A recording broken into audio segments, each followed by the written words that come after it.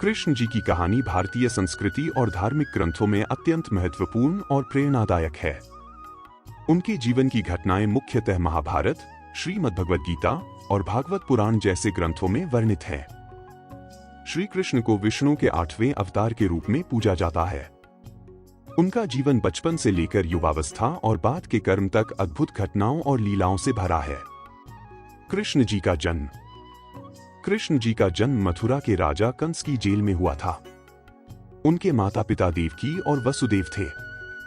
कंस ने यह भविष्यवाणी सुनी थी कि देवकी का 8वां पुत्र उसका वध करेगा, इसलिए उसने देवकी और वसुदेव को जेल में बंद कर दिया।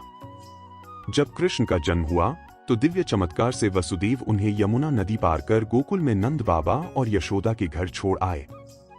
बाल लीलाएं। कृष्ण ने गोकुल में अपनी बाल लीलाओं से सबका मन मोह लिया। उनकी प्रमुख लीलाएं इस प्रकार हैं। 1. माखन चोरी। कृष्ण अपने दोस्तों के साथ माखन चुराकर खाते थे। 2. कालिया नाग का वध। यमुना नदी में रहने वाले कालिया नाग को परास्त कर यमुना को शुद्ध किया।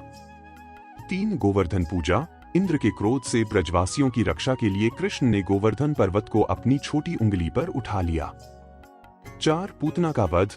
पूतना राक्षसी को मारकर उन्होंने अपने शत्रुओं को पहली बार परास्त किया। कंस का वध।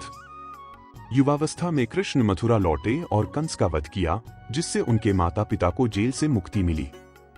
इसके बाद उन्होंने मथुरा को राक्षसों से मुक्त किया। महाभारत और गीता का उपदेश। महाभारत में कृष्ण ने कौरवों और पांडवों के बीच मध्यस्थता करने का प्रयास किया, लेकिन जब युद्ध अवश्यंभावी हो गया तो उन्होंने अर्जुन के सारथी का कार्य किया। युद्ध भूमि में अर्जुन को जीवन और धर्म के गूढ़ रहस्यों को समझाते हुए श्रीमद् भगवद गीता का उपदेश दिया। गीता के मुख्य उपदेश। 1. कर्म करते रहो, फल की चिंता मत करो। 2. अपने धर्म का पालन करो। 3. आत्मा अमर है, शरीर नश्वर है। द्वारका की स्थापना। कृष्ण ने मथुरा से द्वारका नामक शहर बसाया और इसे अपनी राजधानी बनाया। कृष्ण का निर्वाण। महाभारत युद्ध के बाद कृष्ण ने अपनी लीलाएं समाप्त कर ली। एक शिकारी के तीर से उनके पैर में चोट लगी और उन्होंने धरती पर अपने अवतार का समापन किया। कृष्ण का जीवन सत्य, धर्म और प्रेम का प्रतीक है और उनकी कथाएं आज भी मानवता को प्रेरणा देती हैं।